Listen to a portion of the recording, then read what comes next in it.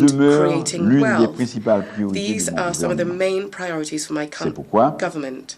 Nous allons This is continuer why à we travailler will continue pour to créer work un environnement on establishing a favorable propitious pour une reprise environment de l'économie for an economic et pour recovery attirer des investissements and for tant attracting nationaux both qu'étrangers. national and foreign Notre investment. population est Our jeune. population is young. Elle a besoin It d'emplois needs décents decent jobs et de meilleures and perspectives better d'avenir. prospects for the future.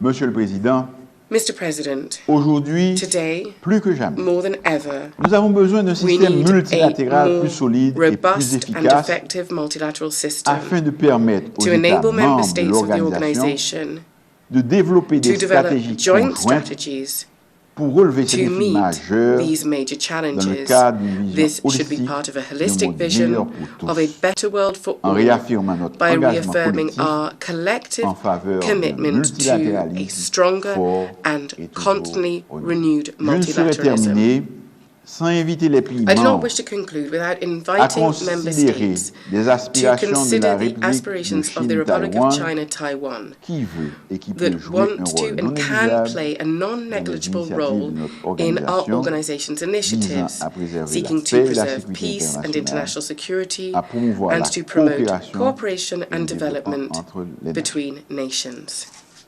Pour conclure, In conclusion, je I would rappellerai like que to le reiterate that multilatéralisme s'est affirmé has au proven cours de itself plus de 3/4 de over more than siècle 3/4 of a comme un century mécanisme as a incontournable des crucial relations entre mechanism les États. in relations L'Organisation between des Nations states. The Unies United Nations Organization demeure le principal remains the instrument main intergovernmental intergouvernemental and et universal universel instrument pour construire for ensemble building un monde together plus juste, a fairer, plus pacifique, more plus peaceful fraternel. and more fraternal world. Faisons en sorte Let us qu'elle puisse ensure continuer à that jouer it son can rôle continue de to play its forum role des as a peuples des forum Nations for the Unies people of the United où, Nations, ensemble, where together nous pourrons we apporter can find des solutions joint communes solutions à nos problèmes to communs. the problems we share. Je vous remercie. Thank you very much.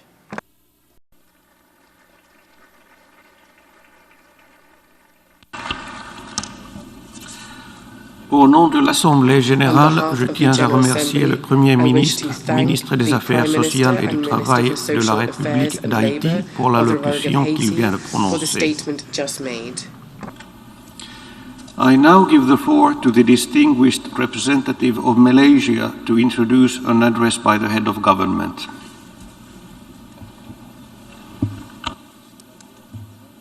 Thank you, Mr. President. I have the honor and privilege to introduce the Honorable Datuk Sri Ismail Sabri Yaakob, Prime Minister of Malaysia. Thank you. Mr. President, Mr. Secretary General, Excellencies, ladies and gentlemen. I join others in congratulating you, Mr. President, on your election as President of 76th session of the UN General Assembly.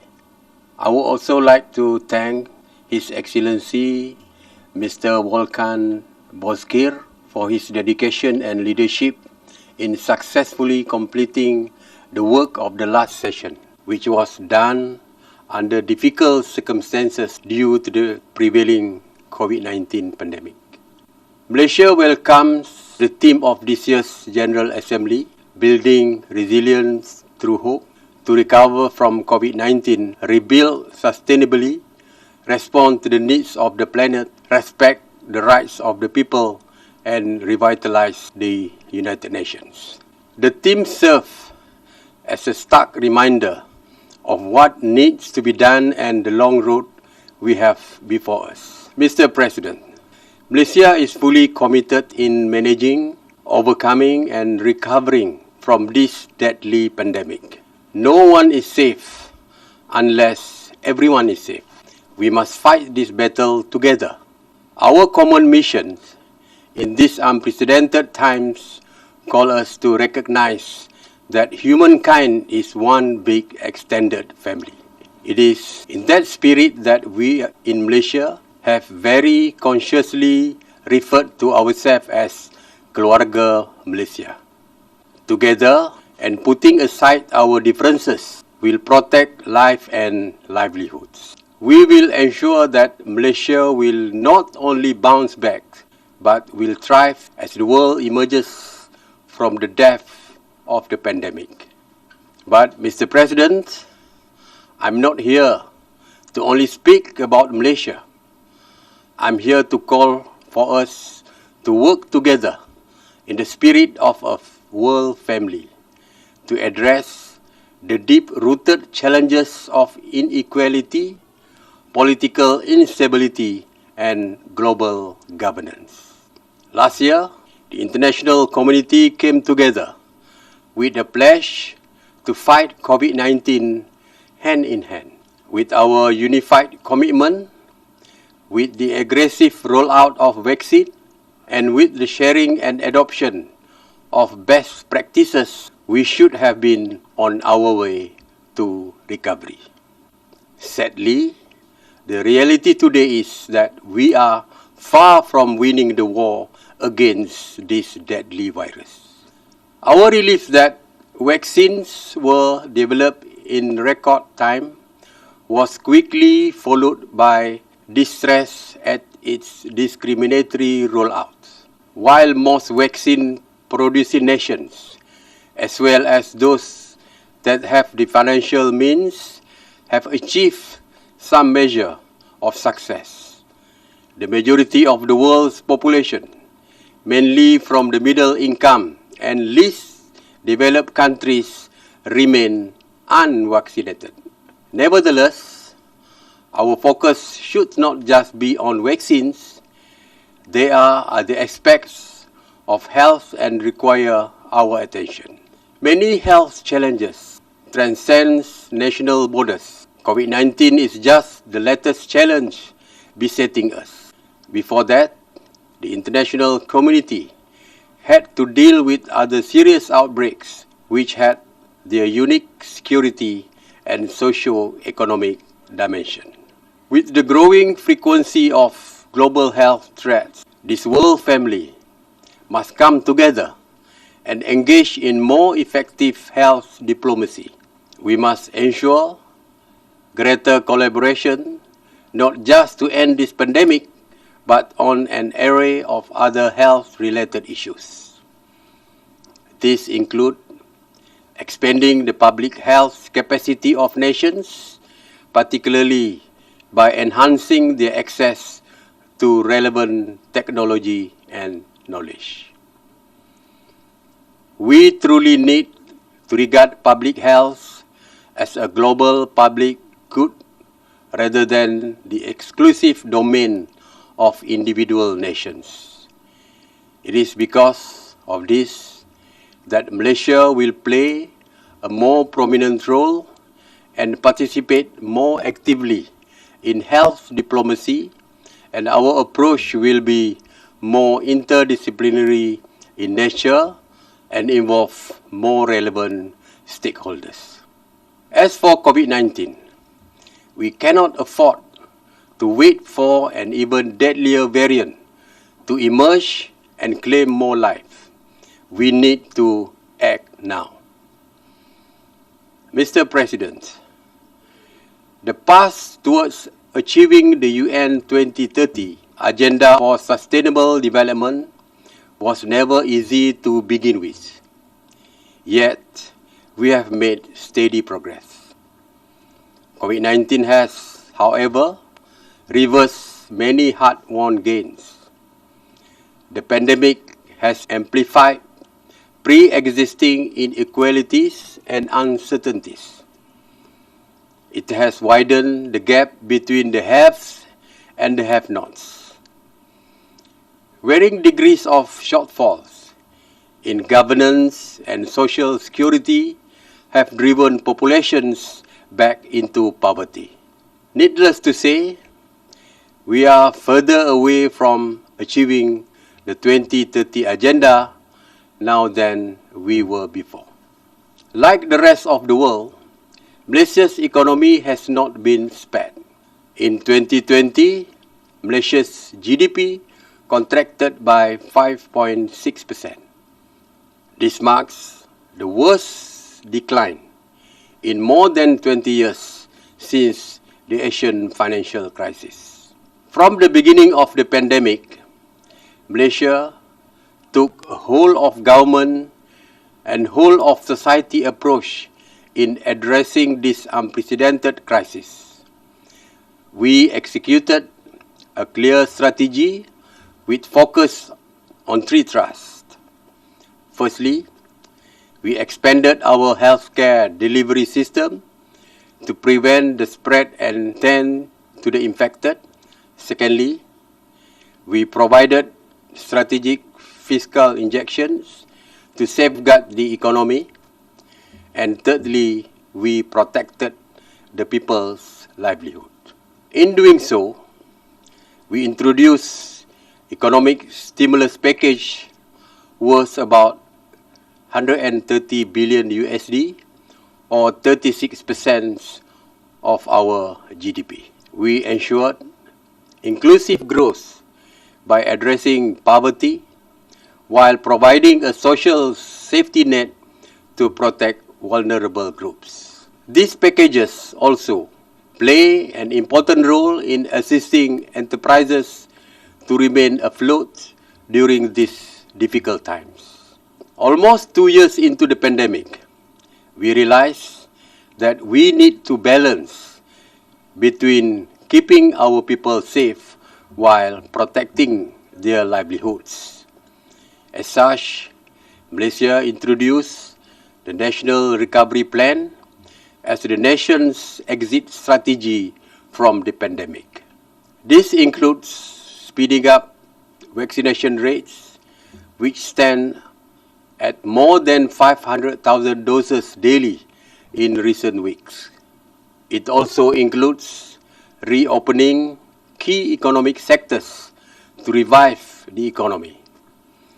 We are pleased that these efforts, as well as our pursuit in attaining the 2030 Agenda on Sustainable Development, were commended during our voluntary national review in July this year.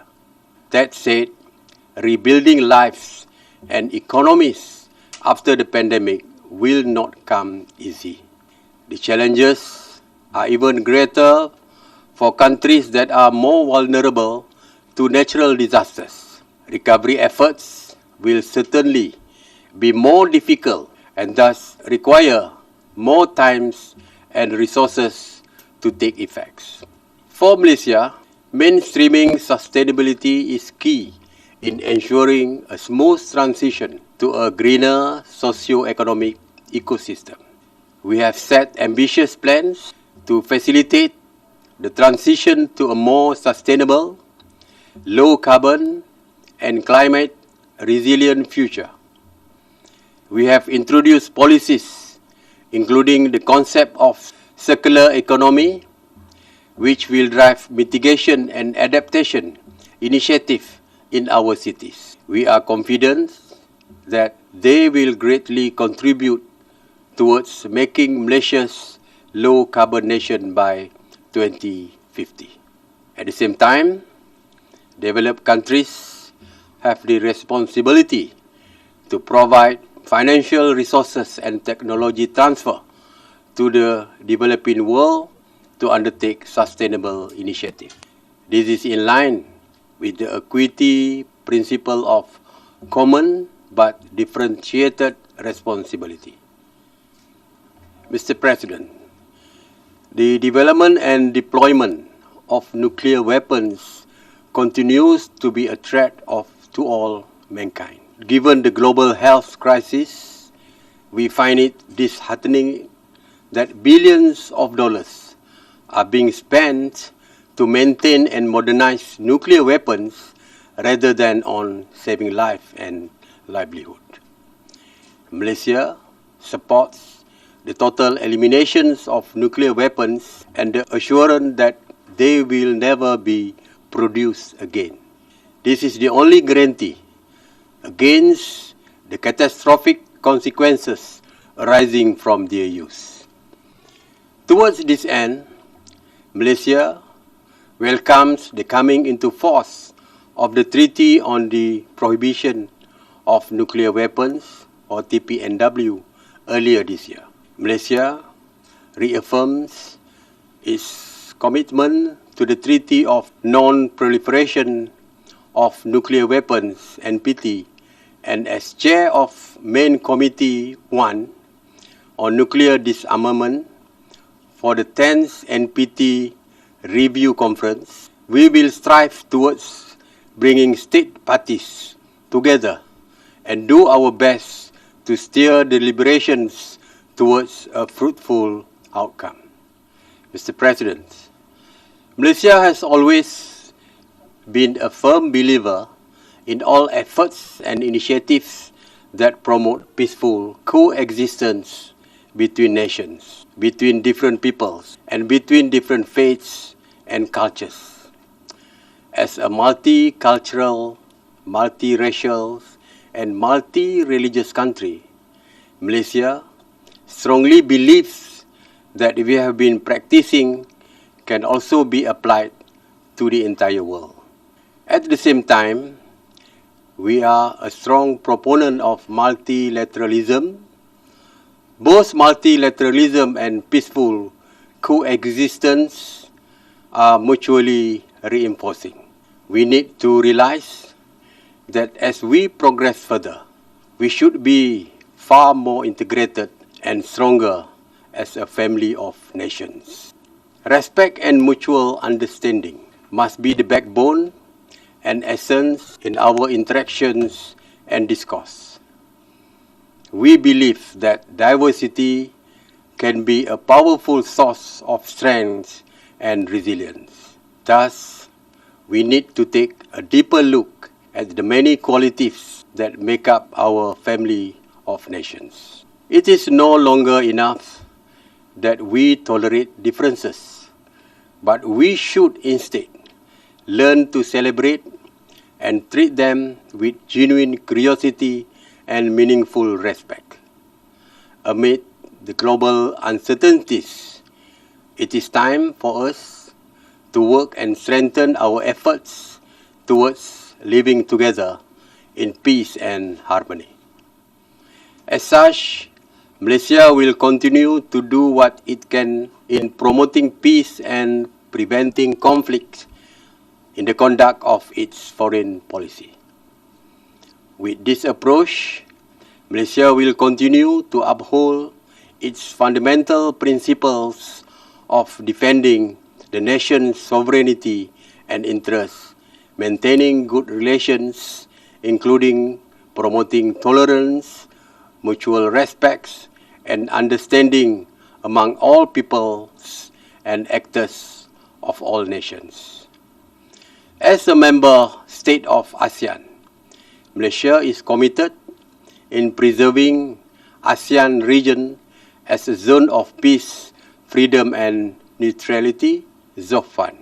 Malaysia also reaffirms its commitment towards global peace, security and prosperity by continuing to lead on the issuance of a joint communique on global ceasefire in June this year.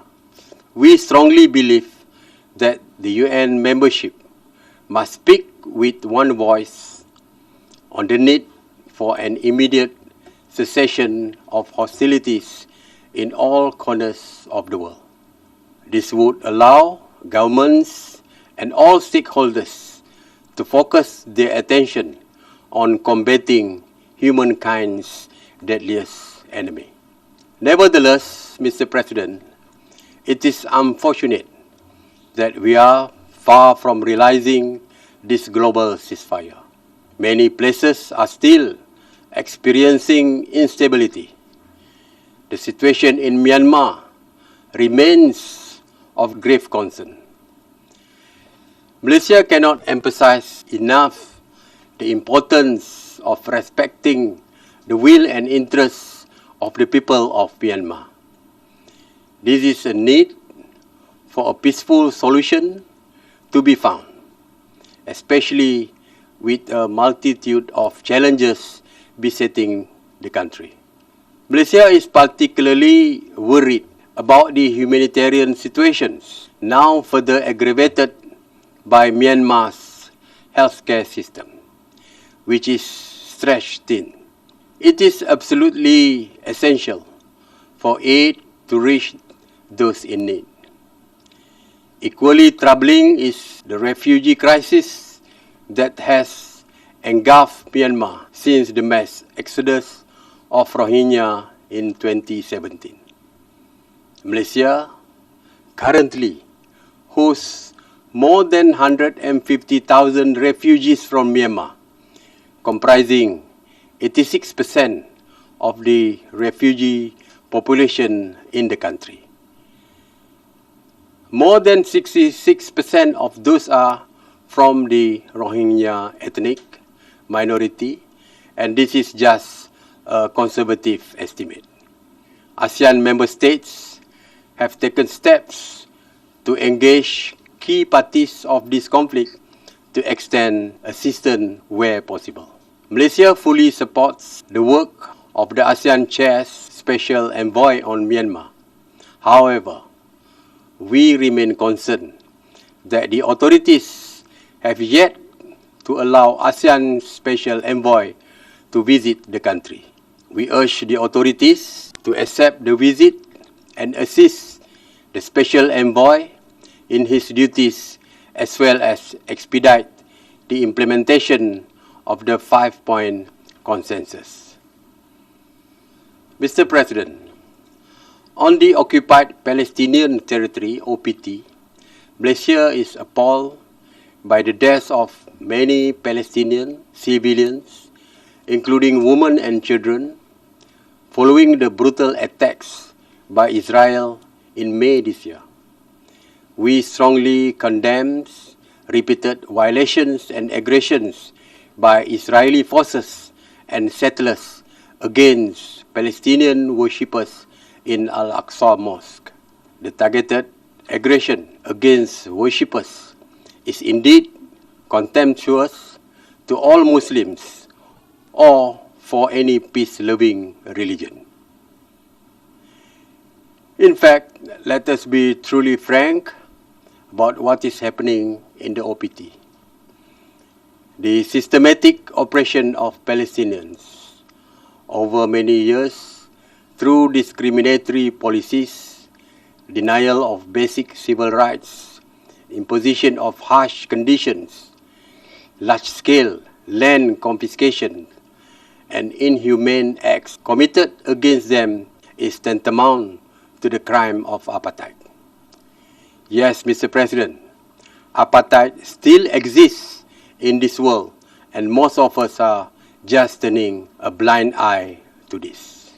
Malaysia stresses again that Israel must be held responsible and accountable for all its wrongdoing, including its flagrant violations of international law.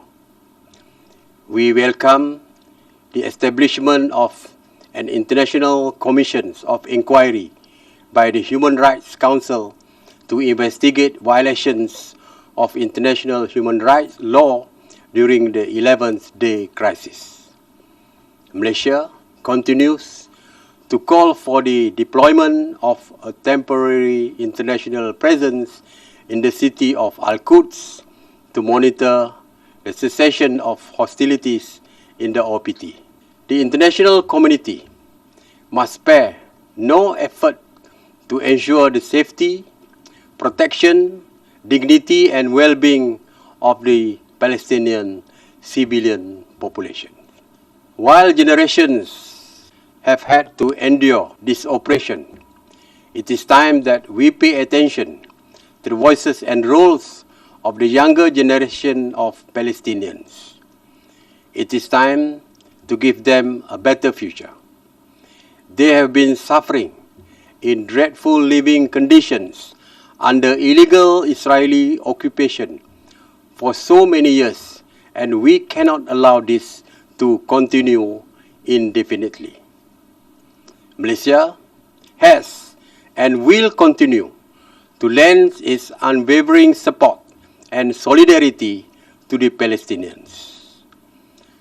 Turning to the situation in Afghanistan, Malaysia is appalled by the terrorist attack outside the Hamid Karzai International Airport last month. The attack resulted in the loss of innocent lives, with many more injured. Malaysia expresses its deepest condolences to the bereaved families of the victims. We also wish those injured a full recovery. Malaysia condemns terrorism in all its forms and manifestations. The region cannot be allowed to be turned into a fertile breeding ground for terrorism again. The world family must come together to support Afghanistan in this time of need, including by extending humanitarian assistance to the people. On this, Malaysia stands ready to extend its assistance and do what it can. Mr. President, the UN has been in existence for over 75 years.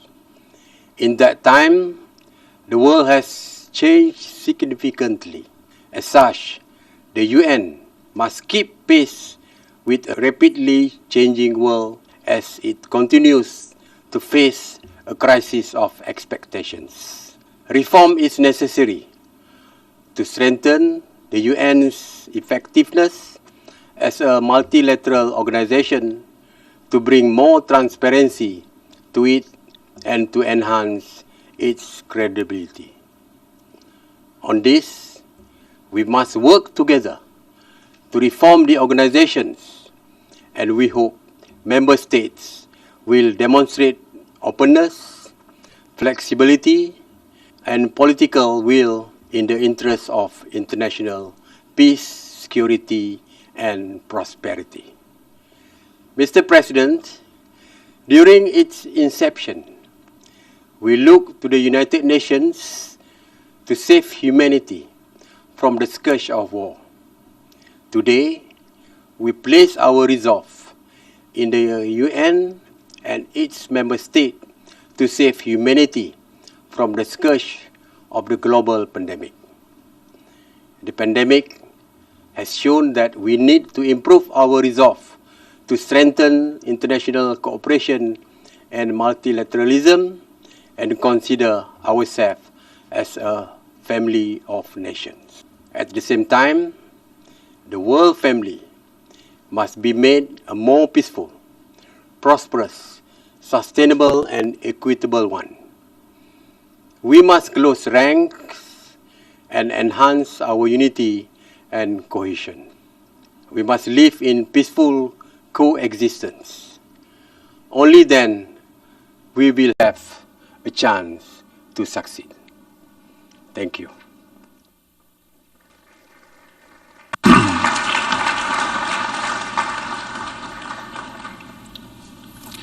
On behalf of the General Assembly, I wish to thank the Prime Minister of Malaysia for the statement just made. I now give the floor to the distinguished representative of the Lao People's Democratic Republic to introduce an address by the head of government. Mr. President, it is my distinct honor to introduce a pre-recorded statement by His Excellency Pankam Vipawan, Prime Minister of the Lao People's Democratic Republic.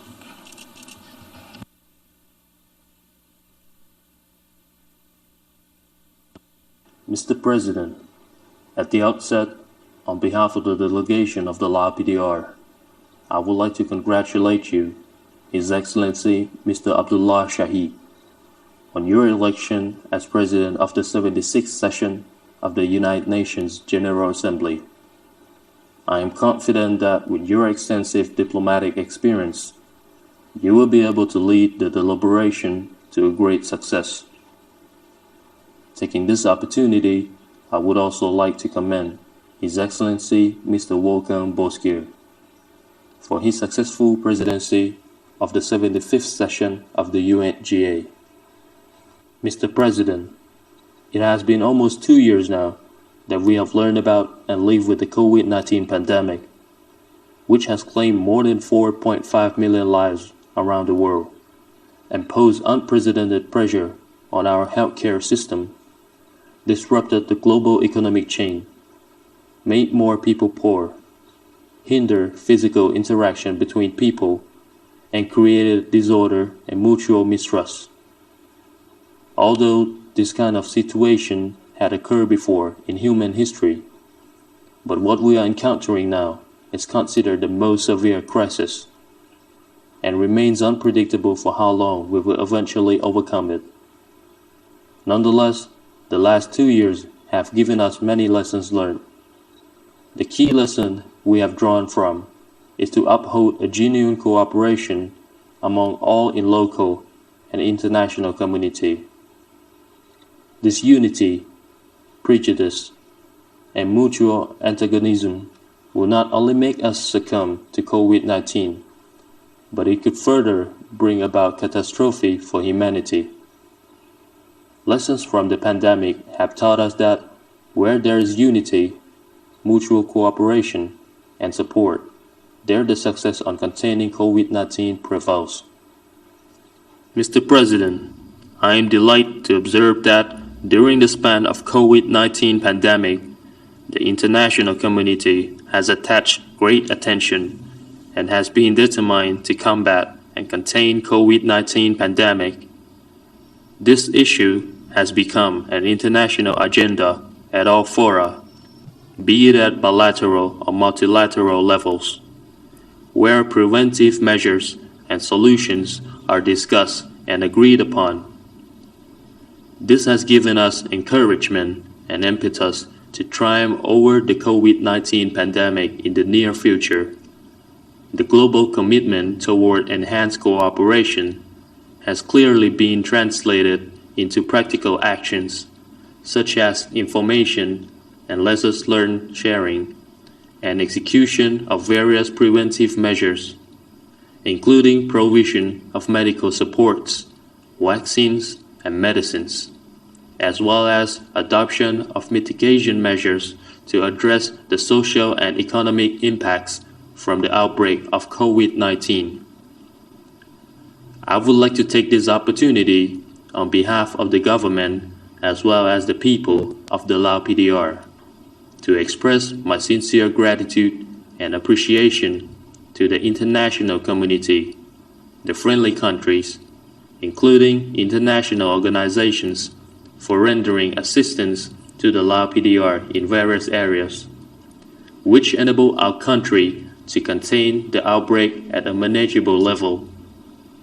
This is a reflection of effective concrete assistance and genuine cooperation of the international community, and I hope that the Lao PDR will continue to receive further support in the future. Mr. President, although the fight against COVID-19 pandemic in many countries has gained a positive momentum, however, if we do not continue our enhanced cooperation and mutual assistance, be it at the political or technical levels, we would hardly overcome this crisis.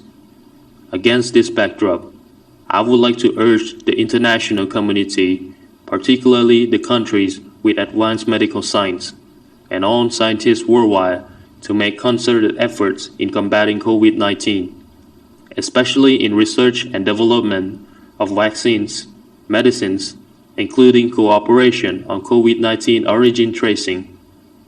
We should avoid blame game and politicization of COVID-19 issue that may lead to political discourse. We are enthusiastic to see all medical scientists around the world coming to work closely together in finding ways to protect people's lives without discrimination. On another note, throughout the past 2 years, COVID-19 has destroyed global economic chain, forcing every country in the world into economic recession and stagnation. It has created direct impacts on socio-economic development of every country, especially developing and least developed countries, including the Lao PDR. The progress made prior to COVID-19 in the implementation of international commitments, namely the Sustainable Development Goals, and others, have been undermined. Moreover, the ability and capacity of these countries to recover from this impact has been minimal In this regard, I would like to call on the international community, particularly the developed countries, to give importance to and pay attention on enhancing assistance to the developing and least developed countries in order to enable them to overcome the impacts from COVID-19. Mr. President, as mentioned above, Laos PDR, like many other countries, has been affected by the COVID-19 pandemic. The national economic growth, as well as progress made in the implementation of the National Socio-Economic Development Plan, have significantly been undermined despite the efforts made by the Lao government, such as adopting the short and long-term measures, which include the integration of SDGs into the 5-year National Socio-Economic Development Plan, as well as the Development Strategy 2025 and the Vision 2030. Furthermore, there has been an effort to implement the Istanbul Program of Action, with an ambition to lift the country out of the least developed country status in the near future. Although Laos PDR successfully met all the 3 criteria for graduation from LDC status in the second review in February 2021, we still have concerns over the impacts of COVID-19 that may impair Laos PDR's competence to remain on track in all the 3 established criteria. Under these difficult and challenging circumstances, nevertheless, Lao government has continued its effort to implement its 9th 5-year National Socio-Economic Development Plan from 2021 to 2025 that was recently adopted by the National Assembly, while the issue of addressing the economic and financial constraints and the fight against drug was made a national agenda, calling for all walks of life nationwide to effectively implement this national priority. Taking this opportunity, I would like to request the international community to consider their continued support and assistance to the government and people of the Laos PDR, so as to make our goal as well as our national agenda a reality. Mr. President, in the regional cooperation context, Laos PDR has actively participated and contributed with great responsibility under the framework of ASEAN, especially in the maintenance and promotion of peace and stability in the region, to create an environment conducive for the development cooperation of ASEAN member states. In addition, ASEAN has attached the importance on the cooperation for the prevention and response to COVID-19, as well as post-COVID-19 economic recovery, aimed at building ASEAN a community with strong foundation for the future by adhering to the principle as stipulated in the ASEAN Charter in the wake of ever-increasing international integration and interdependence. At the same time, Laos PDR is committed to reducing the development disparity and promoting the intra-ASEAN and inter-regional connectivity, putting all efforts in utilizing potentials within the region together with the external ones in the implementation of the 4th Initiative for ASEAN Integration and the Master Plan for ASEAN Connectivity 2025, with a purpose to create an opportunity to promote infrastructure development, poverty reduction, and sustainable development in the region. On this note, the Laos PDR continues its economic infrastructure development in order to efficiently facilitate the regional and sub-regional integration through various cooperation frameworks. One of the milestone events in the coming months is the inauguration of the China-Laos high-speed railway to be held by the end of 2021, which will mark the first ever Laos PDR's railway and the opening of a new era under the Vision to transform a landlocked into land-linked country so as to further promote the better facilitation of regional trade. Mr. President, in the midst of the current global situations, which are overwhelmed with complexity, conflicts, and different perspectives, Lao PDR still stands solid on its foreign policy for peace, independence, friendship, and cooperation, as well as on the principles of conflict resolution through peaceful means, and non-interference in others' internal affairs, and always believe that peace and security is the ultimate priority and prerequisites for every nation's socio-economic development.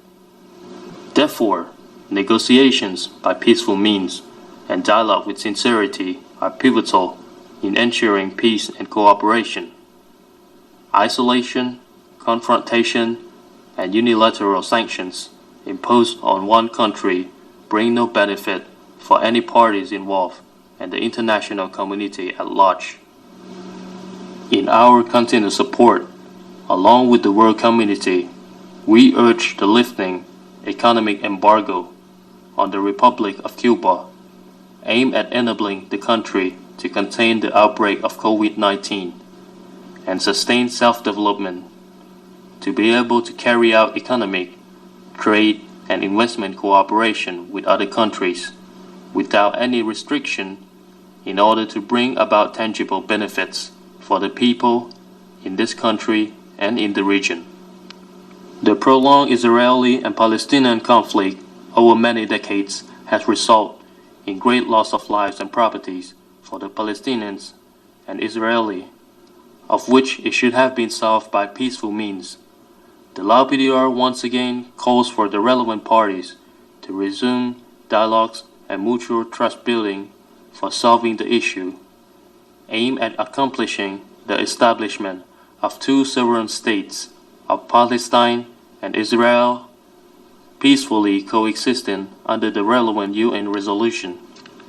Mr. President, Lao PDR has attached the importance of addressing climate change by integrating the commitment under the Paris Agreement into its National Socio-Economic Development Plan and the National Green Growth Strategy.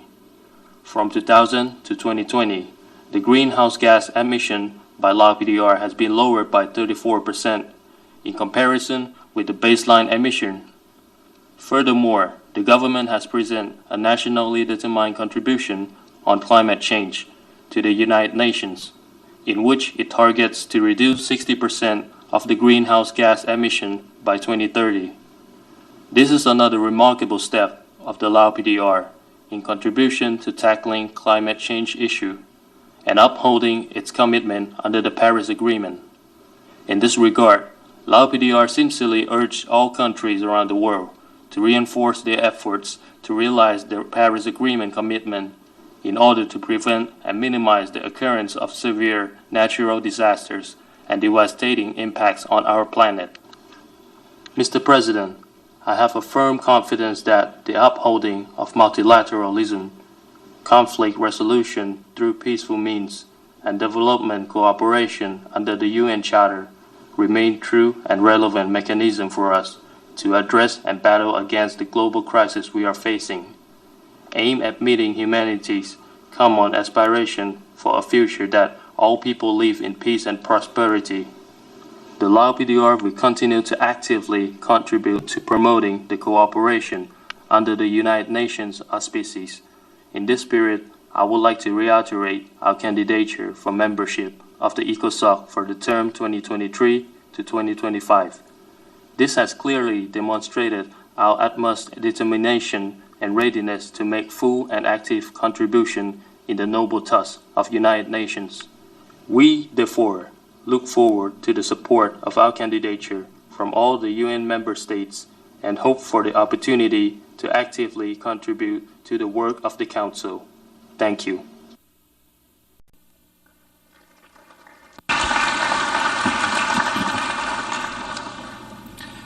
On behalf of the General Assembly, I wish to thank the Prime Minister of the Lao People's Democratic Republic for the statement just made.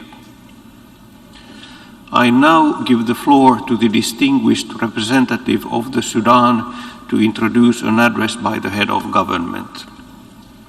Thank you.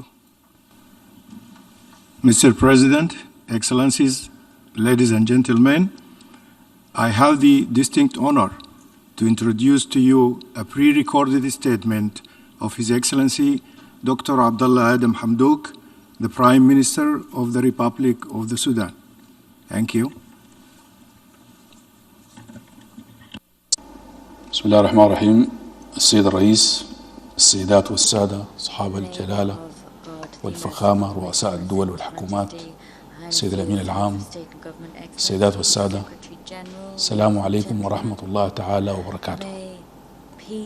سعدنا أن نخاطبكم وقد مضى أكثر من عامين على ثورة ديسمبر المجيدة التي معرتها دماء السودانيين بكل فئاتهم، فجاءت تعبيرا صادقا عن آمال وتطلعات شعبنا في الحرية والسلام والعدالة. كما يطيب لنا أن نتقدم إليكم بالتهنئة الصادقة سعادة الوزير عبد الله شاهد على انتخابكم رئيسا للجمعية العامة، وتمنينا لكم كل توفيق وسداد، آملين أن تكلل أعمال هذه الدورة بكل نجاح. ولا يفوتنا أن نعرب عن تقديرنا للجهود الكبيرة التي بذلها سلفكم سعادة السفير فولكان بوسكير رئيس الدولة السابقة. تأتي مداولات هذه الدورة وما زالت آثار جائحة كورونا الفتاكة تلقي بظلالها على كافة مناحي الحياة، لا سيما في الدول الفقيرة، وللتصدي لأخطار الفيروس الذي أخذ يظهر بعينات متغيرة في الوقت الذي تكابد فيه دول العالم الفقير لتأمين الحصول على اللقاح اللازم لشعوبها.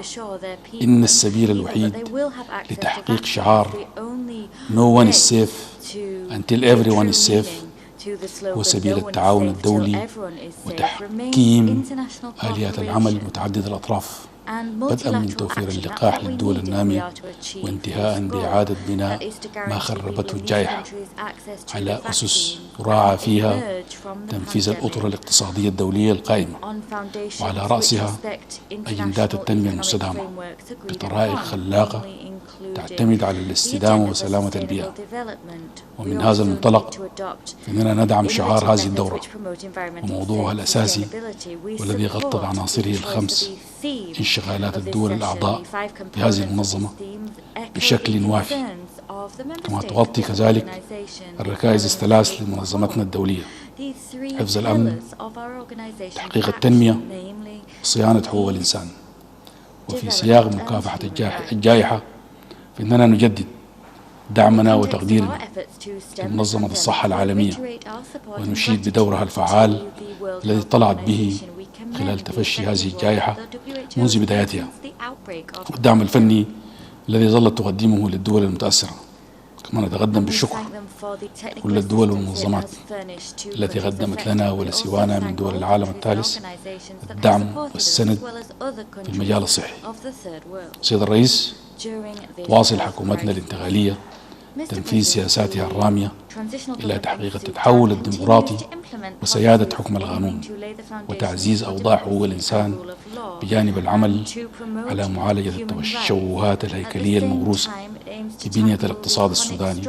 وتستهدف مجمل هذه البرامج والسياسات بناء سودان آمن مستقر ينعم فيه الجميع بالسلام والرخاء ويتمتع فيه المواطنون بالحرية والعدالة على النحو الذي عبرت عنه شعارات ثورة ديسمبر المجيدة، حيث أن هذه الإصلاحات قد أثرت على الشرائح الضعيفة في المجتمع، وقد قمنا بتدشين برامج تهدف لتوفير الحماية الاجتماعية من خلال دعم الشرائح الضعيفة، وذلك بمساعدة الشركاء الإقليميين والدوليين. ولا شك أن هذه المعالجات تتطلب دعما من المجتمع الدولي. سيد الرئيس، فيما يتصل بحماية المدنيين وتعزيز أوضاع حقوق الإنسان وسيادة حكم القانون، فإن جهودنا تتواصل لإجراء إصلاحات مؤسسية وقانونية وتعزيز أطر حقوق الإنسان وحمايتها وتحقيق العدالة. وفي هذا السياق، اتساقا مع الصكوك الإقليمية والدولية، فقد أنشأنا الآلية الوطنية لحقوق الإنسان والتي ضمت عضويتها جميع الأطراف الوطنية المعنية بحماية وتعزيز حقوق الإنسان بالبلاد. صادقنا في الأشهر القليلة الماضية الاتفاقية الدولية لحماية جميع الأشخاص من الاختفاء القسري واتفاقية الأمم المتحدة لمناهضة التعذيب. إننا عازمون كذلك على مواصلة العمل لتحسين الأوضاع الأمنية في دارفور من خلال تطبيق اتفاقية جوبا للسلام وجمع السلاح وتحقيق العدالة والمحاسبة وتنفيذ الخطة الوطنية لحماية المدنيين بمشاركة أطراف اتفاقية جوبا للسلام. السيد الرئيس، منذ تولي الحكومة الانتقالية للسلطة السودان انتهجنا سياسة خارجية قوامها الاحترام المتبادل والتعاون، وهدفها المركزي تحقيق المصلحة العليا للسودان وإعلاء قيم حسن الجوار والتعاون الإقليمي، تحسين في ذلك بمبادئ ثورتنا السلمية المجيدة ووثيقتها الدستورية. وعلى صعيد المحور الإنساني فإننا نعرب عن تقديرنا للأمم المتحدة ووكالاتها الإنسانية وكافة المنظمات الدولية مجتمع المانحين على مساندتهم ودعمهم لحكومة الثورة في جهودها لمعالجة أوضاع النازحين واللاجئين والعائدين إلى مواطنهم الأصلية. ونشير في هذا السياق لأن حكومة الثورة قد سارعت أولا برفع كل القيود والعراقيل التي كانت تعيق عمليات إيصال المساعدات الإنسانية للمتأثرين في مناطق النزاعات. وفي إطار هذا المحور فإن الدولة قد عالجت ضمن خطتها الوطنية موضوع تحسين بيئة العمل الإنساني وتوفير متطلباته من خلال تبني مشروعات الحلول المستدامة للنازحين وتوفيق أوضاعهم وفقا لما نصت عليه الصكوك الدولية واللوائح المنظمة للعمل الإنساني. وفي هذا السياق أشير إلى الترتيبات الجارية لعقد اجتماع رفيع المستوى لإيجاد حلول مستدامة للاجئين والنازحين العائدين والمجتمعات المستضيفة، مبادرة من الإيجاد بالتعاون مع المفوضية السامية للأمم المتحدة للاجئين. سيد الرئيس، إن قضية اللاجئين تشكل أحد أهم القضايا الاستراتيجية ذات التأثير المباشر على الأمن القومي والاقتصاد والبنية التحتية والقطاع الخدمي بالبلاد. كما تعلمون أن السودان بحكم موقعه بالإضافة لعوامل أخرى ظل ملازا لأعداد كبيرة من اللاجئين من دول الجوار التي تواجه تحديات سياسية وأمنية واقتصادية. تمثل المجتمعات المستضيفة الخط الأول في توفير الحماية والتضامن للاجئين وتتقاسم معهم الموارد رغم محدوديتها، غير أنها لم تحظى بالدعم اللازم، إذ أن وضع اللاجئين بالمعسكرات أفضل بكثير من المجتمعات المستضيفة، مما يستدعي من المجتمع الدولي المساهمة الفاعلة في تنمية هذه المجتمعات في إطار المشاركة في تحمل الأعباء. ونشير هنا لأنه على الرغم من إطلاق المفوضية السامية للأمم المتحدة للاجئين نداء للمجتمع الدولي في العام الماضي لجمع تمويل لمقابلة الاحتياجات، إلا أن حجم الاستجابة كان دون المطلوب بكثير. ومن هذا المنطلق فإن السودان يناشد الأسرة الدولية كل المنظمات العاملة في الشأن الإنساني والمانحين لتوفير الدعم اللازم وحشد الموارد لمجابهة التحديات التي يفرضها هذا الوضع الإنساني الطارئ. سيد الرئيس، نعلق أهمية كبرى على مسألة سيادة حكم القانون على المستويين الوطني والدولي، ونبذل لذلك جهودا مستمرة لمراجعة القوانين الوطنية بغية تطويرها وضمان اتساقها مع المعايير والاتفاقيات الدولية. وتتوافق هذه الجهود مع مبادرات متعددة بالداخل تنهض بها الجهات ذات الصلة في مجالات بناء وتعزيز القدرات الوطنية وتمكين الأجهزة المختصة من الوفاء بمسؤولياتها ومهامها، باعتبار أن تحقيق سيادة القانون على المستوى الوطني هي مسؤولية الدولة، مسؤولية الدول والحكومات. وفي هذا الإطار سيادة حكم القانون لا سيما في جانبه الإنساني فقد انضم السودان لعدد من الاتفاقيات والمعاهدات التي تساعد في تحقيق ذلك. على الصعيد الداخلي قمنا باتخاذ عدد من الخطوات الإيجابية لمعالجة التشوهات التي لحقت بملف حقوق الإنسان طيلة فترة الحكم الشمولي السابق كان في مقدمتها إلغاء عدد من القوانين المقيدة للحريات وتعزيز دور المرأة في المجتمع وحماية حقوقها وحرية الرأي والتعبير والتجمع السلمي ومحاربة ظاهرة الإفلات من العقاب. كما حرصنا على تعزيز التعاون مع المجتمع الدولي، وفي هذا السياق ظل المكتب القطري للمفوضية السامية لحقوق الإنسان باشر مهامه في السودان منذ يناير من العام الجاري. سيد الرئيس، ظلت بلادنا وما تزال تساهم بشكل فاعل في دعم استقرار الأوضاع السياسية والأمنية في القارة الأفريقية، لا سيما دول الجوار، وذلك عبر عضويتها الفاعلة في المنظمات الإقليمية والشبه الإقليمية كالاتحاد الأفريقي والجامعة العربية والبحيرات العظمى، الساحل والصحراء والإيجاد. قام السودان من خلال رئاسته للإيجاد ببذل مساعيه ومجهوداته دعما للأمن والسلم في الإقليم، وسعى لحل الخلافات بين دول الإقليم. إن السودان ما بعد الثورة يؤمن بأهمية علاقات حسن الجوار ودعم استتباب الأمن والاستقرار في تلك الدول وعدم التدخل في شؤونها الداخلية. سيد الرئيس، كما تابعتم فقد عقد مجلس الأمن في يوليو المنصرم اجتماعا هو الثاني للمجلس منذ عام حول تطورات ملف سد النهضة الأثيوبي الكبير، في ذات التوقيت الذي أعلنت فيه أثيوبيا عن خطوتها الأحادية بالملء الثاني، وذلك بعد أن عجزت الأطراف خلال جولات التفاوض السابقة عن تحقيق أي اتفاق بسبب التعنت في أمر السد رغم الجهود الكبيرة التي بذلتها رئاسة الاتحاد الأفريقي السابقة والحالية. وفي هذا السياق إننا نجدد موقفنا الرافض لأي إجراء أحادي، ونؤكد على ضرورة التوصل لاتفاق ملزم حول الملء والتشغيل لتجنيب بلادنا الأضرار المحتملة التي تهدد سبل ووسائل عيش نصف سكان السودان، مع تهديد سلامة التشغيل لسبل السودان والتأثير سلبا على ري المشروعات الزراعية ومحطات مياه الشرب، فضلا عن الآثار الاجتماعية والاقتصادية والبيئية على طول مجرى النيل الأزرق ونهر النيل. قد كابدنا بعضا من هذه المضار إبان الملء الأحادي الأول في العام الماضي والملء الأحادي الثاني خلال الأسابيع الماضية، رغم الإجراءات الاحترازية المتعددة والمكلفة التي أجريناها تفاديا لهذه الآثار. إننا نعيد التأكيد على أن وضع ملف سد النهضة أمام مجلس الأمن جاء لتعزيز مسار التفاوض الحالي تحت مظلة الاتحاد الأفريقي بما يمكن من تحقيق الاتفاق المنشود. وهنا نجدد الاستعداد لاستئناف المشاركة في أي مبادرة أو تحرك سلمي يوصل الأطراف إلى اتفاق يلبي مصالح جميع الأطراف.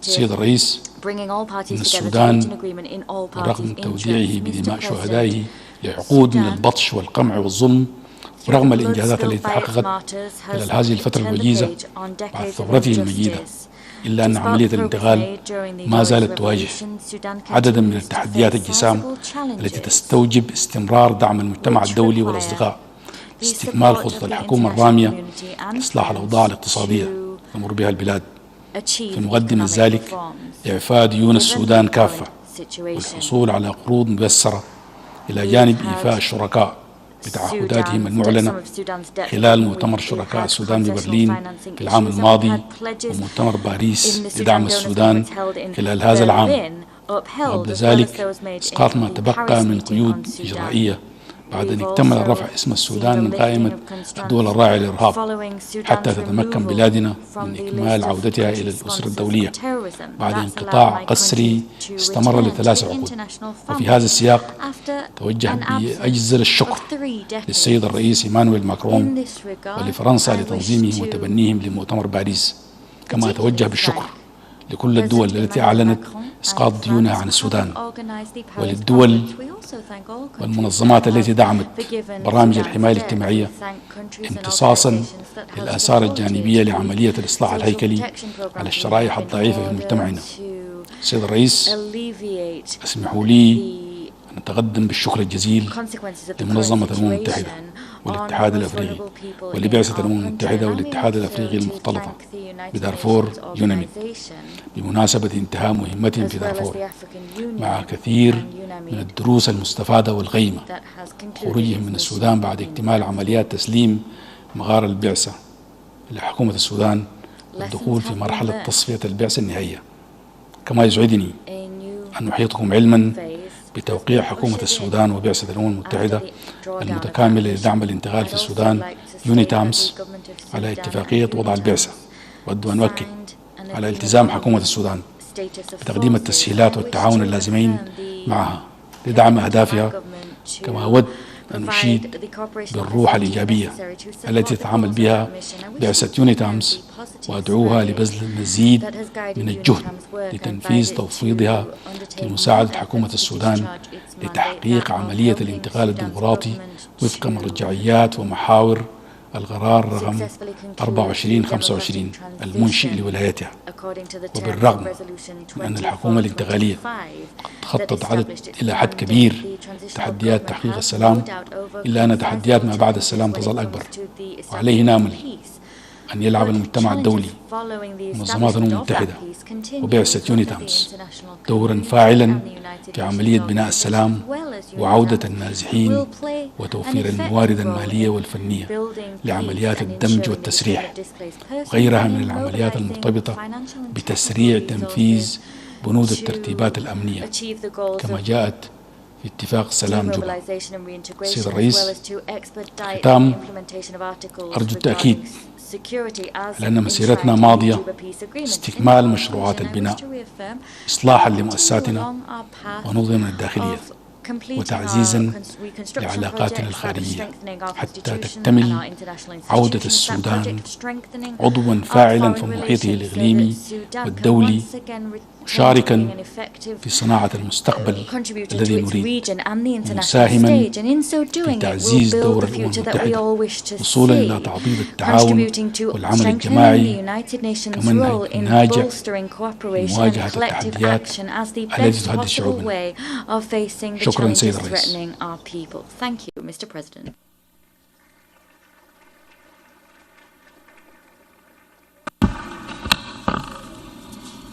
Au nom de l'Assemblée générale, je tiens à remercier le Premier ministre de la République du Soudan pour l'allocution qu'il vient de prononcer.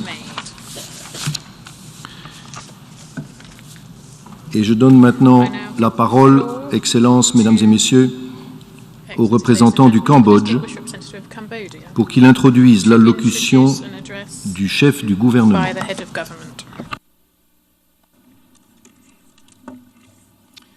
Mr. President, I have the distinct honor to introduce the pre-recorded statement by Samdech Akya Mohasena Padai Dechu Hun Sen, the Prime Minister of the Kingdom of Cambodia. Thank you, Mr. President.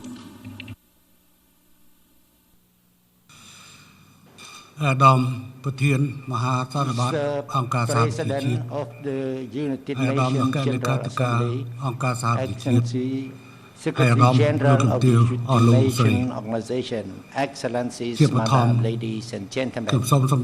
At the outset, let me express my heartfelt appreciation to Excellency Volkan Bokir for his past effort to guide the work of the 75th session of the United Nations General Assembly.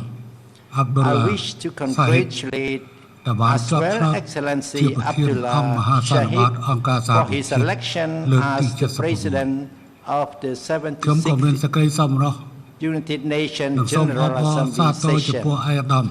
I also have the great pleasure to congratulate His Excellency Antonio Guterres for his second term reappointment as the United Nations Secretary General. This is the second time that the United Nations General Assembly has to hold its session in a virtual setting due to the COVID-19 pandemic.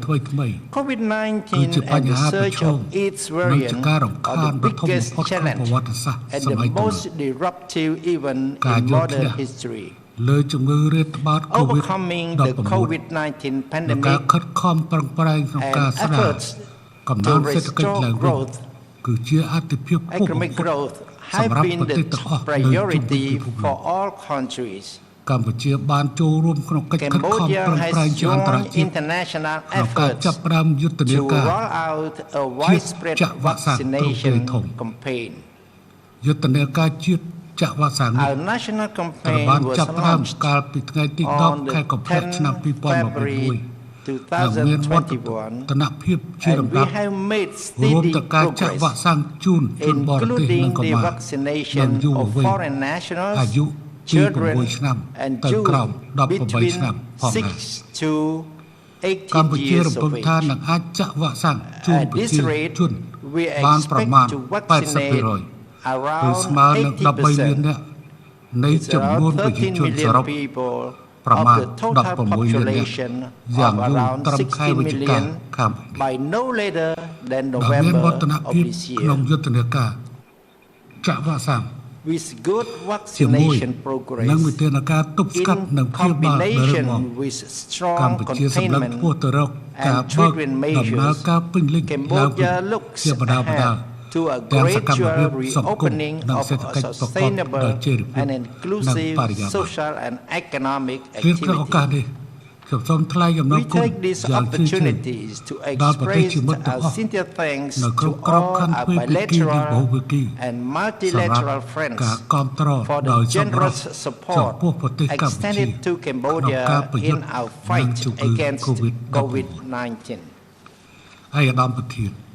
Mr. President, our world still has to tackle a myriad of all the present challenges such as geopolitical competition and rivalries between major powers, technological and trade wars, territorial armed conflict, terrorism and transnational crime, and climate change. The pressure on international peace and security is as great as ever.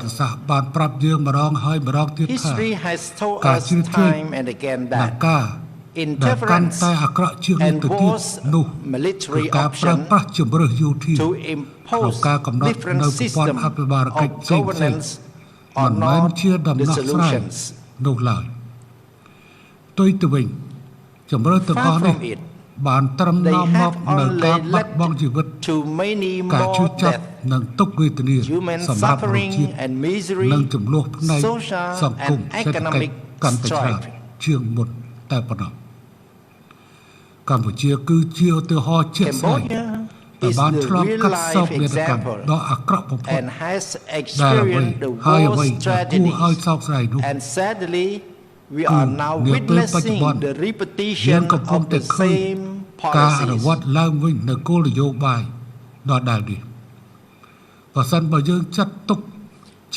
the recent events in Afghanistan and many more before it are lessons to be learned from, there is great merit to respect the wishes of each nation and their people's right to self-determination.